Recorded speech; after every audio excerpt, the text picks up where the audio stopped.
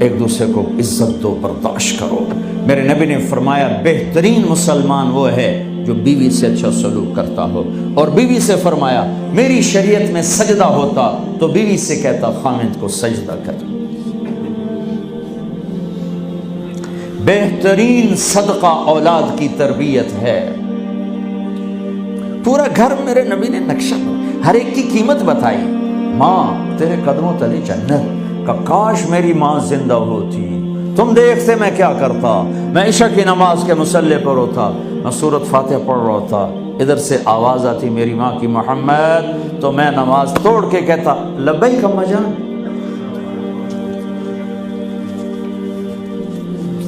باپ کا تیرے جنت کا دروازہ ہے، باپ تیری جنت کا دروازہ ہے، کھولنا توڑنا نہیں، کھولنا توڑنا نہیں، توڑ دیا تو جنت میں نہ جا سکو گے۔ سب سے بہترین مسلمان جو بیوی سے اچھا سلوک کرے، سب سے بہترین عورت جو اپنے خامند کی منشا کو دیکھے۔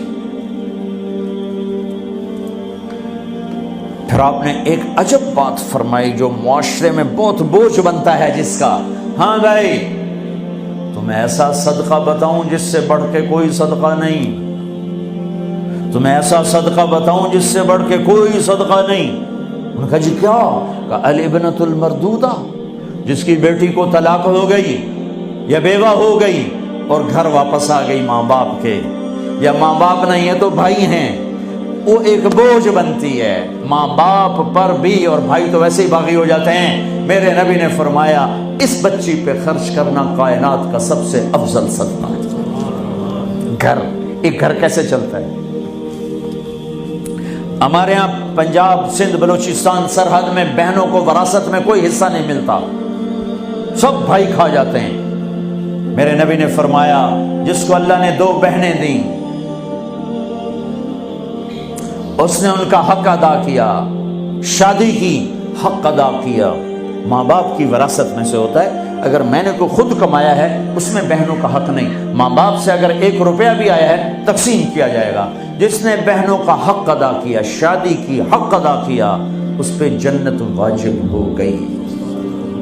جس کو اللہ نے 3 بیٹیاں دی، اس نے ان کی ڈولی اٹھائی، وہ جنت میں میرے ساتھ یوں ہوگا۔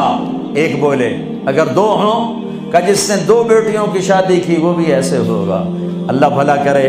ایک صحابی کا، کہ جس کی 1 ہو، کہ جس کی 1 ہے، اگر اس نے اس کو عزت سے رخصت کیا تو وہ بھی میرے ساتھ ایسے ہی ہوگا۔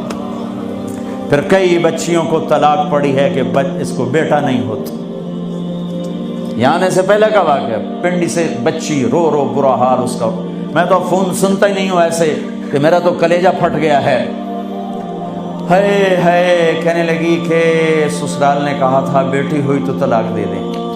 میں نے کہا اس میں میرا کیا قصور ہے، اور بیٹی ہی ہوئی اور مجھے طلاق پڑ گئی اور میں گھر آ گئی 22 سال کی عمر میں۔ بیٹی دینے والا اللہ اور ظلم کرنے والا سسرال۔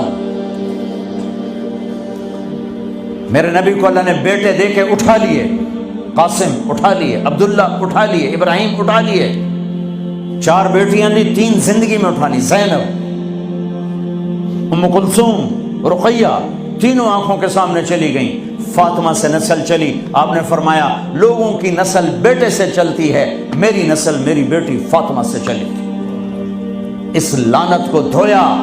عورت کا کیا قصور ہے اگر اس بیچاری کو بچیاں ہو رہی؟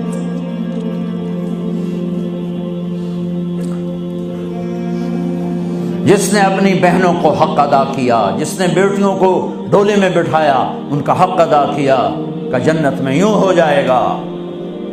بہنوں کو دینا اتنا ضروری ہے، حرام ہو جاتی ہے روٹی۔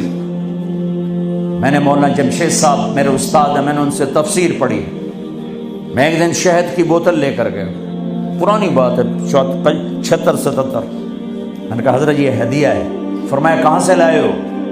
کہ میرے اپنے باپ کا ہے۔ فرمایا تیرے باپ نے اپنی بہنوں کو، تیرے باپ نے اپنی بہن یعنی میری پھوپھیوں کو، تیرے باپ نے اپنی بہنوں کو زمین میں سے حصہ دیا تھا؟